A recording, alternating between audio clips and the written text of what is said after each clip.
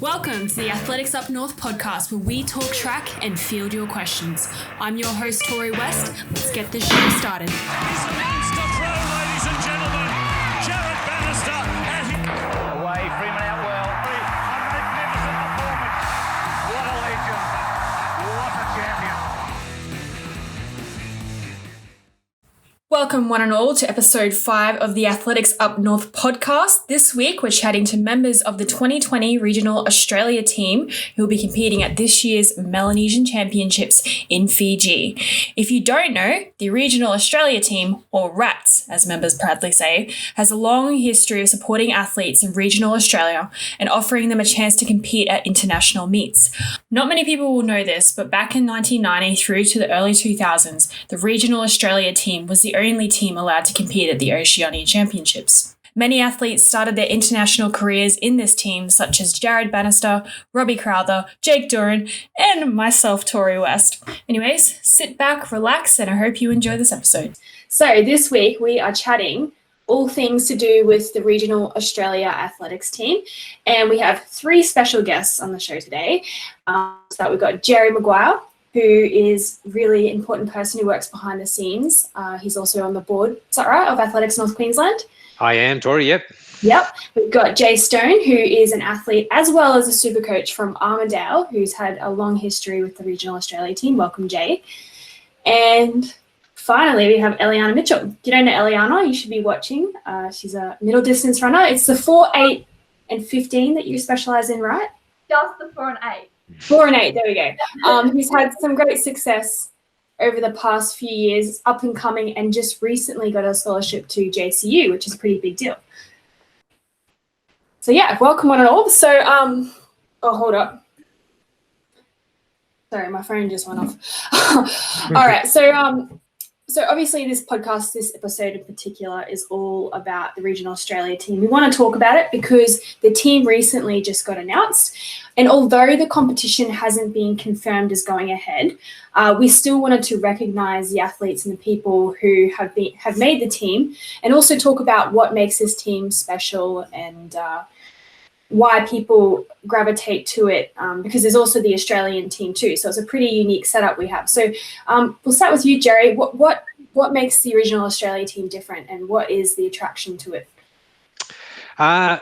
What makes it different is that it offers a wider breadth of athletes the opportunity to compete internationally.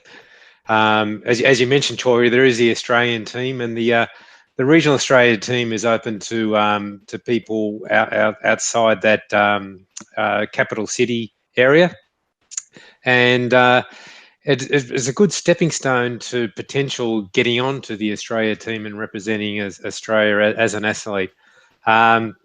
The 2 guests we have today are, I know Jay's done that as a master athlete already, and Elliarna's knocking on the door very heavily. So, as I said, it's a stepping stone, Tori, to greater things. For sure. And Jay, I know we went to Vanuatu together, and that's when I met you. And I was really impressed with, I know I got named as a coach of the team, but you were definitely the more of the coach of the team. You had a lot more athletes, and you also have you've got a great squad going on in Armidale. It's really impressive what you do. What was how did you get involved with the Regional Australia team, even though you're in New South Wales and obviously ANQ is up in the north? Look, I could give you a bit of a history lesson on the whole Regional Australia team if you want.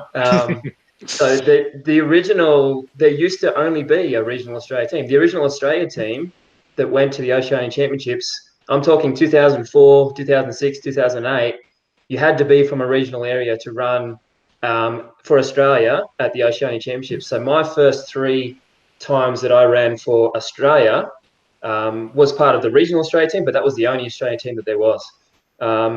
In 2010, because there was the Delhi Commonwealth Games in India, they wanted to use the Oceania Championships as a good lead-in meet for the Commonwealth Games in Delhi.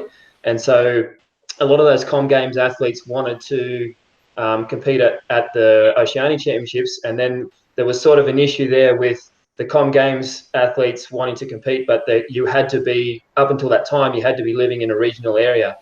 So they changed the criteria for 2010 and then we had the two teams where there was that was actually still only the one team, but they had the Com Games athletes. We had athletes competing by invitational as part of that Australian team, as well as the regional Australian athletes. And then from there, I think we spawned, basically there was the RAP team, as well as the green and gold Aussie team. And so I competed 5 times in the green and gold from 2004 to 2012 as an open athlete. And then 2012, I was injured when I competed, and I kind of fell off the mat for a while. And 2016 is when we came back with the Armidale squad that you mentioned. And I think we had 9 athletes who got selected to represent at the Melanesian Championships in Fiji. And I was one of them. And I think it was actually Dwayne who just before entries closed, I think they didn't have that many nominations for the regional Australia team. And he sort of hit me up and he said, this might fit with some of you regional guys in Armidale. Would any of your squad be interested in applying? And I talked to my squad and we thought, this was a great opportunity. And ever since then, 2016 and onwards, I've competed a couple more times in Vanuatu. As you mentioned, I was just there as a coach. And it's been an amazing opportunity. The whole regional Australian concept to give athletes the ability to compete internationally, to see parts of the world in the Oceanic region. I'm extremely lucky to have been part of it for almost 2 decades now, as an athlete, as a coach, and a lot of the athletes that I coach have been really lucky to be a part of it as well. Yeah, it presents a lot of great opportunities. Now, Elliarna, you've been selected this year. Have you represented regional Australia before? Yeah, last year was my first year actually on the regional team, and we competed in Townsville, and it was such an amazing experience. It was just such a great opportunity to be able to compete at an international level, and the team was so supportive. It was such a great memory. Yeah, and I think that what you said is exactly the reason for it. We want to give athletes the opportunity to compete internationally, to have that experience going to different meets, particularly from regional areas. I know for me personally, my second ever heptathlon was in 2015. No, when was the one in Cairns? Who did Cairns? Cairns was 2016, I think, in Cairns. And actually 2015 and 16, I think, were Cairns, weren't they? Yeah. I can't remember. I think 2015. Yeah, 2015. It would have been 2015. Last year we had Townsville. The year before that was Vanuatu. 2016 was Fiji. So, 2015 must have been Cairns, Cairns, yeah. I did my second ever one there. I wasn't good enough to make the Australian team at the time. So I went for the RAT team, and being from North Queensland, it was a natural thing to do. But I loved it. I found the whole team environment was really fun. You had good leaders. Everyone was very supportive. And being on Australian teams, it's nothing like being on the regional Australia team. I love the culture of it, and that's what we're trying to do. And part of this podcast too is talking about it so we can get the word out there for future years and more athletes, because there's so many regional spots around Australia that have athletes who could make these teams and have these opportunities, but they don't get it because the word doesn't get out there. Now we've tried pushing it out, but it's quite hard in our Australian structure of athletics, which is unfortunate, but it's definitely something we want to get out there. So what would you say, we'll go around the table for this one, what's been your favorite memory as part of the regional Australia team? We'll start with you, Gerry.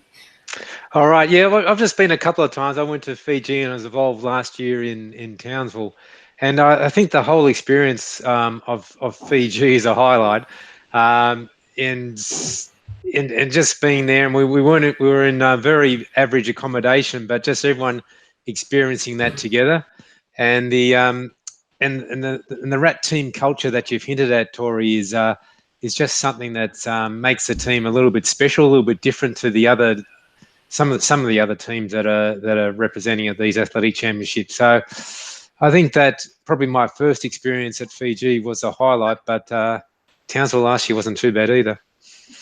Nice. And you, Jay? You can name multiple. Actually, for you, Jay, I want you to name your favorite coaching experience and your favorite athlete experience. All right. we'll start with the athlete. We'll have to wind back the clock a little bit. 2008 in Saipan in the Northern Mariana Islands, which was probably my best meet. I picked up a bronze medal in the open men's 200 meters. Fourth place, just missed the medals in the 400 meters, and I grabbed a silver medal in the long jump. Back in those days, I could jump without getting injured, and another medal in the relay as well. So that was kind of my peak. I was 28 years old, 2008. So you can do the maths to see how old I am now this year competing for regional Australia, but you don't have to mention that. As a coach, it was definitely 2016. So Oceania Melanesian Champs in Fiji. I think I was competing as well. I was an athlete and I was a coach of the team that year. And I think I had 9 athletes who I coached who all went to Fiji. And just the opportunity for those athletes. And I've been a big supporter of the team and trying to get the word around in regional New South Wales, because there's lots of great athletes in regional New South Wales who this would be an amazing opportunity to be part of this RAT team. But we had 9 athletes from Armidale there. And, the setup was amazing in Fiji. It was on live TV in Fiji. It was live streamed back here to Australia in prime time. And everybody, all their families got to watch the athletes compete. It really sort of put the Armidale Athletics Club on the map as a powerhouse of regional athletics, not just in New South Wales, but in regional Australia. Nice. And Elliarna, what's been obviously you've only done one, so what was the best memory from last year? Probably just like the spirit of the whole team. Like, it was such a fun experience, but the whole team was so encouraging and so supportive of each other. Like, every time like a RAT athlete was competing, everyone was like down cheering and like, yeah, just giving all the support they can to the athletes. And then just off the track as well, like just the friendships between all the athletes that you form. Yeah, it was just such a fun experience. Yeah, and did you get to have a lot of your family come watch because it was in Townsville? Yeah, being in Townsville was like, because I've never like had a big competition in Townsville before. So yeah, lots of like my family and a few of my friends could come out and watch, which was really nice to be able to invite people out to come and watch your race, but normally they probably wouldn't, be able to fly down to Brisbane to see you compete. So yeah, it was great. Yeah. Tori, can I just say, as part of the RAT experience, one of Jay's athletes, Stu, actually represented Australia last year at the Oceania experience at the championships in Townsville. He had an accident on the steeplechase, and it's a fairly significant one, and with splitting his lip or chin open, wasn't it, Jay? And chin, yeah. Oh. And the way the regional Australia team, when Stu wasn't a member of the team that time, he has been previously, they just got around him and supported him. It was fantastic to see. I think he got more support from the RAT team than the Green Golf team. But look, I mean, a lot more of the RAT team knew Stu from, he was a flag bearer on the team previous time around. So he had a lot of friends on that regional Australia team, and they were definitely there by his side after he crashed into the water jump. Yeah, I think I don't know, this is my thoughts about it. I think the team spirit behind the regional team and why it's so good is because being a regional athlete, it is that little bit harder, I guess, all the travel, I know I'm based in Brisbane now because of training. It wasn't a move I really wanted to make, but I knew it was necessary to get to the next level in my circumstance. I don't think that's applicable to everyone. But here it's so easy. Like, you have high level facilities, you have competitions every weekend, whereas regional athletes, you have to stick with your community. You have to, there's different barriers you have to fly. You have to fly, you have to travel, you have to throw. I know growing up, your mum probably knows this, Elliarna, just throwing all that money at travel, at states and nationals and stuff, like, because we all go through that. I think there's a common respect, and we just know it's that little bit, there's a little bit of a higher hurdle to make those meets. So the regional Australia team presents that opportunity where, okay, this is for us, this is it. And would you guys agree that's probably one of the reasons? Yeah. Yeah, I think travel's a massive thing. Armidale is situated basically halfway between Sydney and Brisbane, so anytime we're competing, it's a 5 or 6 hour drive north or south, and we're lucky now that there's a new athletics regional facility in Tamworth, which is only an hour away. But I think that even things like in New South Wales, they have the New South Wales Country Championships, where athletes from outside of Sydney can compete. And that's always, again, a meet where there's amazing level of camaraderie there, where, you see those other country athletes. And again, yeah, you're right. The athletes who, they don't quite have those high level facilities, some of them don't have access to coaching, and, some of them train by themselves or in very small squads. And when you see those other athletes, you see them regularly, there becomes a little bit of a bond. And when you see them at a big meet, that you're there, you're supporting those athletes. So when we all come together in an environment like the RAT team, I think it just comes natural that we're all got each other's backs. Yeah, for sure. Yeah. And Gerry, you have anything to add there? Yeah, probably not, Tori. It's just that, being in the regional area, as you've all, I think, commented, you get limited opportunities to compete against people of same ability. And I think there's just that common bond that people share when the RAT team gets together, that helps that culture and that supportive attitude that permeates through the team. For sure. Now, this year's proposed, we don't know what's going on yet. Let's just hope. I'm a very positive person. Let's just talk like it's going to happen. Yeah. But obviously, we got to tick those boxes. Proposed. It's not confirmed yet. It's in Fiji, right? It's in Fiji. Currently. Yeah, currently. Now, Jay, are you competing there, or are you coaching? I am selected to compete this year. Yes. Oh, perfect. Okay, so this question is going to be for Elliarna and Jay. What was your events you're competing in, and what's your goal, and how's your training going leading into this, considering the coronavirus? We'll start with Elliarna. How's it all going? Yeah, good. So I was probably going to do like the 400 and 800, but obviously like it would depend on the timetables and everything when they came out. But training at the moment's been like pretty good. It's just been trying to like make do with what we can. So like obviously gyms and everything aren't open. So like all my strength work is just sort of like what I can do in the yard. But it's more like now just a bit more base training, like getting some fitness up and getting a few Ks in the legs and sort of taking it back to like an off-season kind of training just to get a bit of fitness up before like we can target down for a specific timetable, like a specific time frame when it comes out, like a confirmed date. Yeah, and you're based in Townsville now, right? Yeah, I'm in Townsville for uni, but I've actually come back home to Bowen for a little bit while uni and everything's online. Okay, so well then for you it's like going back to your roots, training on the grass track. So it's not, you're thriving right now. Yeah, back to how it was just last year. So yeah, back to normality again, kind of thing. So yeah. Nice. And obviously we don't know the confirmed date or confirmed everything. How are you handling that? So given you don't know that end goal that you're training for yet, like what's your mindset at training at the moment? Just improving or? Yeah, just trying to stay focused, like that we will be able to run at the end of the year. Even if it's not necessarily like Oceanias, but I'm sure we'll be able to have some events or something on at the end of the year, hopefully. So yeah, it's just trying to keep focused and keep your training going and try and stay in a bit of routine. So when it does time come to get back fully into everything, you're still in your routine, so it's not too much of a shock to the system. Nice. And in Bowen, like where's your go-to place to train? Do you like just at the track there, or is there beaches you go to? In Bowen, I just train at the high school oval, so it's just a grass track. And yeah, it's like good track works for me. And then if I'm doing like longer runs or whatever, I'll just like run along the beach foreshore, and which is always very pretty and very nice. Yep. And you're doing a lot of your training by yourself, or like have you got like a social distancing partner that you got with you?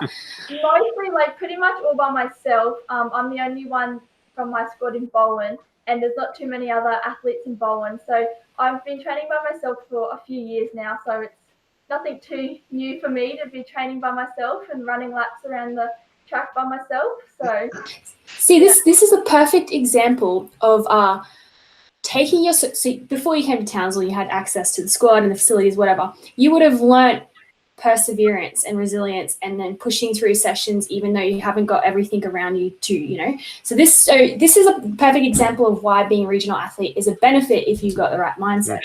So even this is how I think of this whole period, So yeah, you're the perfect example right now. You're probably thriving in your training, and I look forward to when things come back online. You're gonna be fine. Yeah. What about you, Jay? exactly. How's your training and what were your events/goals for this event? Yeah, so I was selected in the 2 and the 400, which the original plan of this whole Oceania Melanesian run was the championships were originally in May, right? And in I think June, June. And in July we had the World Masters Championships, which were in Toronto. So the Oceania Championships for me were going to be like a warm-up meet where I was going to compete at Oceania on my preparation build towards the World Masters in Toronto.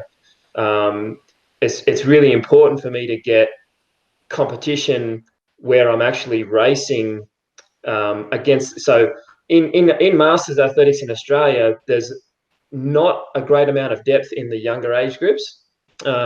So oftentimes when I'm racing in Masters in Australia, I haven't got an awful lot of racing. It's sometimes it's almost like a time trial. And then when I go to an international meet, I'm not used to racing with having people side by side and having people to run off, especially in a 400 meters kind of environment. So stuff like Oceania is brilliant for that, where I'm racing against open athletes and I've got that opportunity to race. So Oceania was going to be my warm-up meet for that World Masters in Toronto. Toronto is cancelled. It's not postponed. It's not going to happen now. And Oceania has been pushed hopefully till later this year. So the next big goal now becomes the World Indoor Masters Championships, which are in Edmonton in March.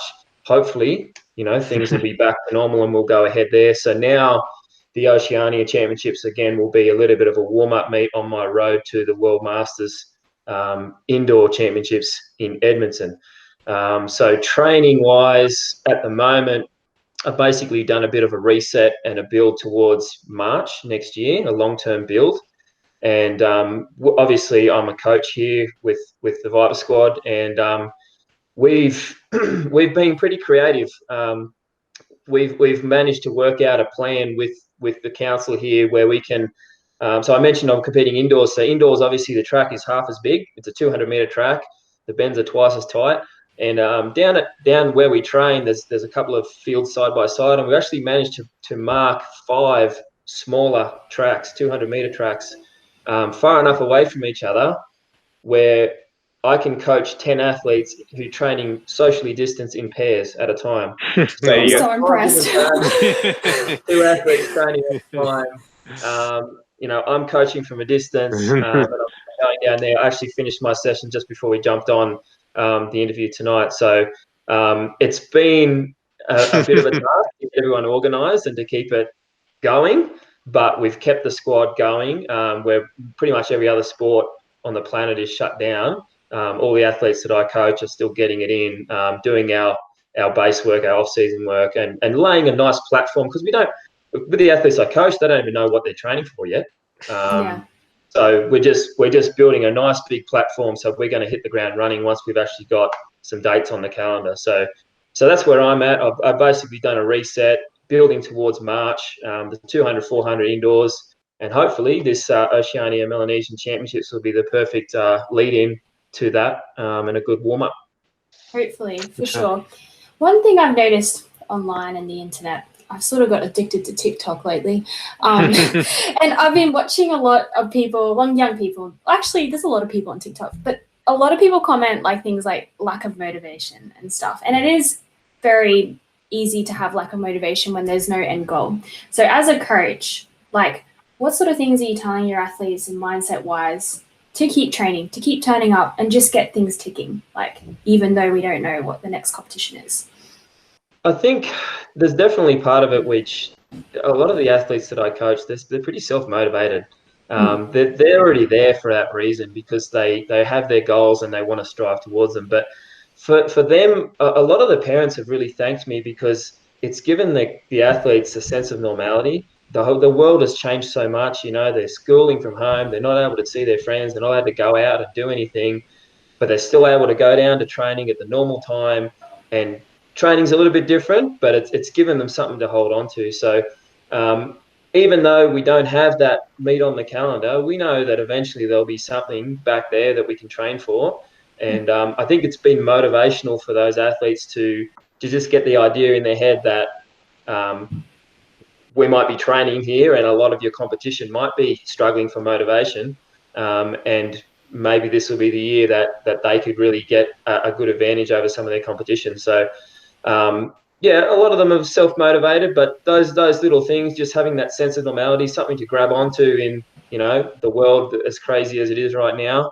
And I think, yeah, just that little in the back of the mind, reminding them that, if they're working hard and some of their competition aren't, then maybe this will be their year for a big season. Definitely. There you go, Elliarna. This is your time. And Gerry, do you have any general words of encouragement for people in the RAT team training and preparing for this meet, even though it's still a question mark? Yeah, just before I go there, just with regards to how I see my role in the RAT team being a team management or a coach type position, I see my main role is just to ensure that each of these athletes have the best opportunity to be able to perform at their best and enjoy the experience as well. So so that's what I see as a task that I need to be looking at when we do actually go away. With regards to motivation, yeah, look, I agree with Jay, and I know Elliarna's very self-motivated as well. I think athletes who are at a certain level become very self-motivated and are looking forward their own goals. But saying that, there's also, because I coach mainly distance runners, and we're all a little bit crazy in the sense that we just love running.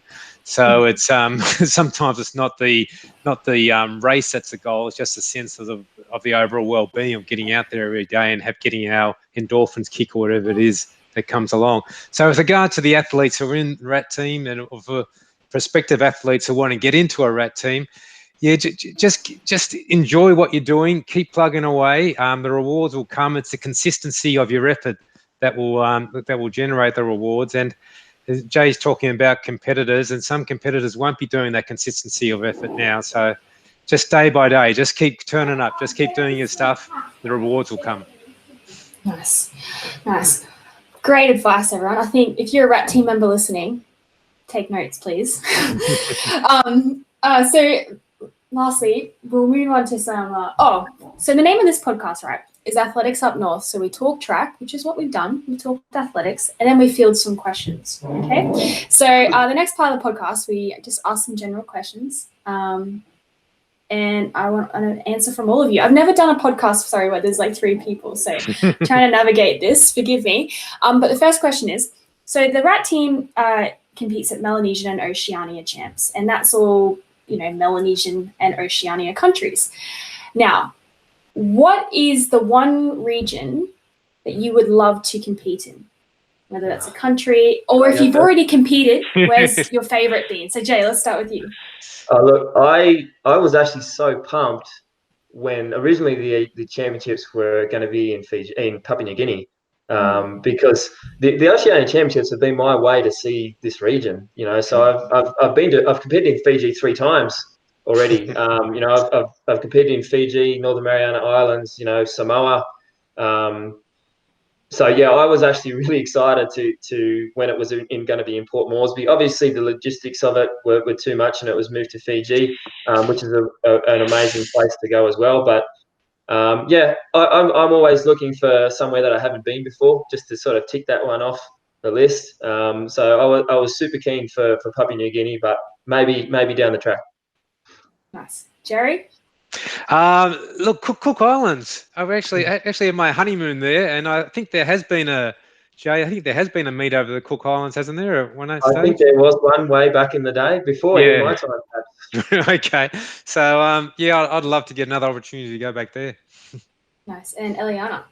Well, I'd love to see Fiji. Any country over there, really, I reckon would be so pretty, and it would just be a great experience. So I reckon Fiji would be pretty cool to go and see. So fingers crossed we can get over there.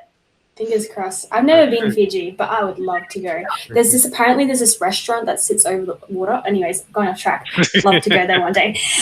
Next question is, before an event, do you have a pre-race routine or little superstitious things that you do? Jay? Not really. I obviously do the exact same warm-up every time. Maybe just little things. Actually, there is one. So I have a tattoo on my shoulder, which is the Is it a number 10. viper? Well, there's a viper on one shoulder. The other shoulder, I've got a number 10. And so J is the 10th letter of the alphabet. And with my father, who passed away years ago, obviously he gave me the name, and that tattoo is kind of a way to connect with my father. And so the last thing that I will do when I go down into the blocks before I put my hands down on the track is I just give that tattoo a little touch, and I just sort of ask Dad to help run with me. Thanks for that, because now what I'm going to do is I'm going to record you before a race. And watch. I'm going to capture that moment. I'm going to capture that moment. Gerry, before you run, before you do anything, what's your pre-race routine?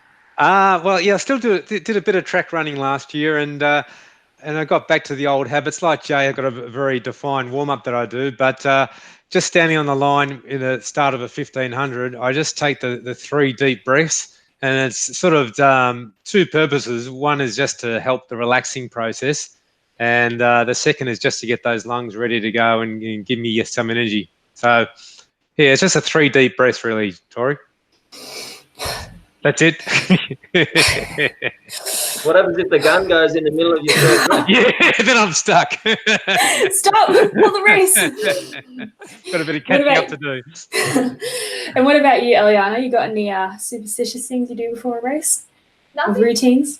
nothing special. I'm a pretty routine person though, so I always like to do the exact same warm up, and I always like give myself like the exact same amount of time. I always sort of like work it back from like the race and pouring time, and I always keep it the exact same. But I do like to have a sleep before I race, so if I can get a sleep in, that normally helps me. So I'm like, oh, as long as I can get a sleep, hopefully all right. Nice. Now, the last time I was when I went to Vanuatu with the RAT team, we tried to fill a relay team, and we had to put a discus thrower in our relay team. Shout out to Carl. But has there ever been a time where you have been called into a relay race, unexpected, and had to run? And tell us how that race went. Here we go, Jay.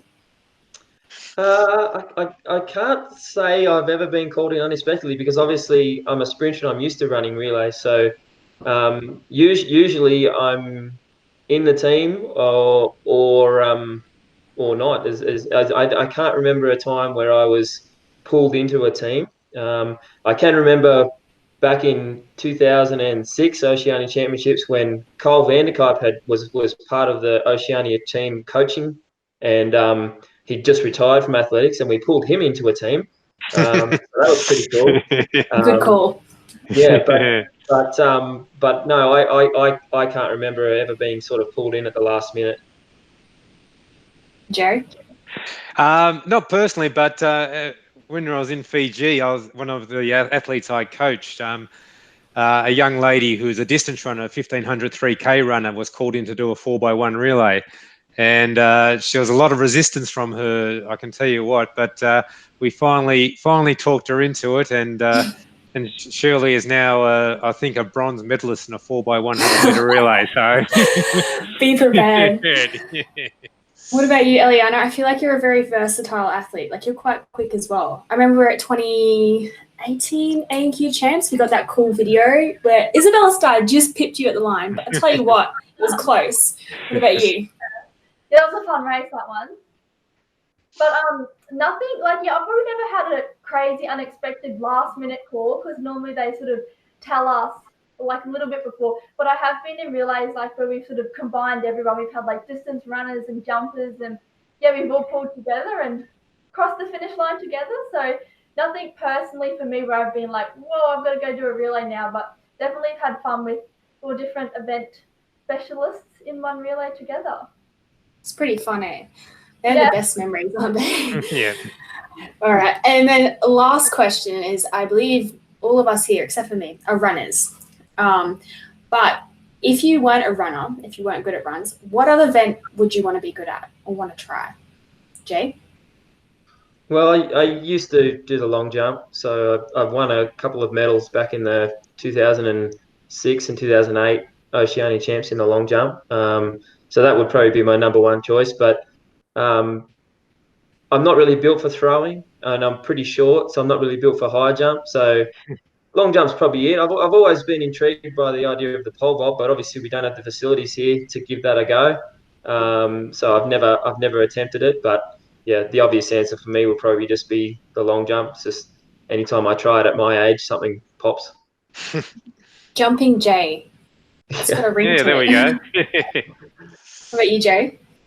Look, I'd love to be able to pole vault. I just if I had enough courage, but it looks that feeling of just coming down would be amazing. So that's what I'd love to be able to do.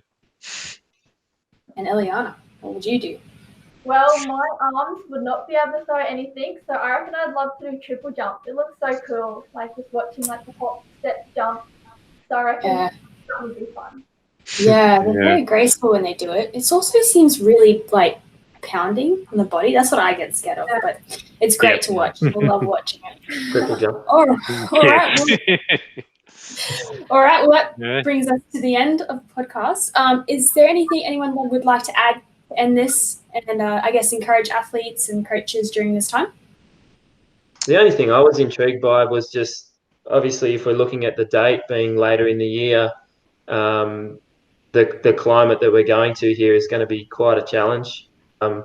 So, if we end up competing in Fiji in the middle of the summer kind of thing. So the 2006 Oceania Championships were in Samoa in December, and it was, I just was completely unprepared for that kind of climate. Even Fiji was kind of like a hot heat. And so there was a lead up meets in Fiji before the Oceania Championships in Apia. And I competed okay in Fiji, and then we flew over to Samoa, and it was just every day was 40 degrees and 100% humidity, and it was just you jog 50 meters and you're dripping with sweat. So hopefully we don't quite have those conditions in Fiji, but whatever it is going to be hot. You're going to have to be really on top of your hydration and your nutrition, and obviously with the warm-up, making sure you don't fry yourself in the warm-up. So obviously with here in Armidale, it's one of the few places in Australia where it snows.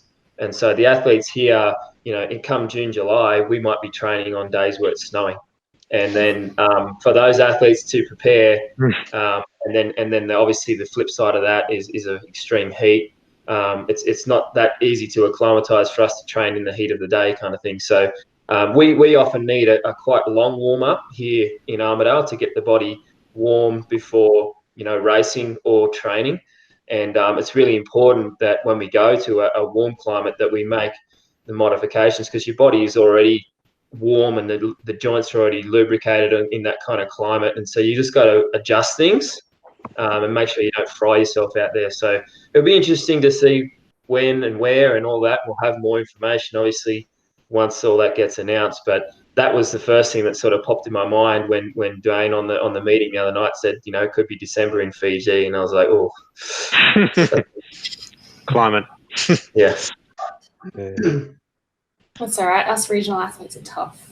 Yeah. Yeah. Alrighty, Gerry, you got anything to add? Just a couple of things. One, I'd encourage people to have a look at what Athletics North Queensland's offering. Like what Tori's doing with his podcast is fantastic. There's 3 other episodes that are out there in the in Spotify and whatever other streams Apple there are. YouTube and Facebook. There we go. There we go. Take advantage of that. And A&Q is also putting out some booklets and some information, just stuff to keep doing while isolation is going on.